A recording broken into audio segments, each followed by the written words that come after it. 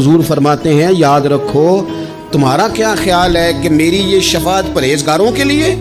تمہارا کیا خیال ہے کہ میری یہ شفاعت جو قیامت میں سفارش کروں گا تو پرہیزگاروں کی کروں گا؟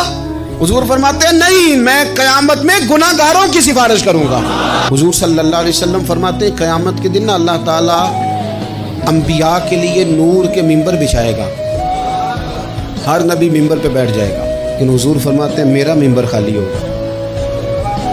یا رسول اللہ صلی اللہ تعالیٰ علیہ وسلم آپ کا ممبر کیوں خالی ہوگا؟ حضور فرماتے ہیں میں ممبر چھوڑ کے رب کی بارگاہ میں کھڑا ہو جاؤں گا، اور اس ڈر سے کھڑا ہو جاؤں گا کہیں ایسا نہ ہو کہ میں جنت میں چلا جاؤں اور میری امت رہ جائے۔ میں اپنی امت کی سفارش کروں گا، رب میری امت کی سفارش قبول کرے گا۔ فرماتے ہیں میں اتنی سفارش کروں گا، اتنی سفارش کروں گا کہ جہنم کا دروغہ مجھ سے کہے گا کہ محبوب کمال ہو گئی، آپ نے تو اپنا کوئی غلام دوزخ میں رہنے نہیں دیا۔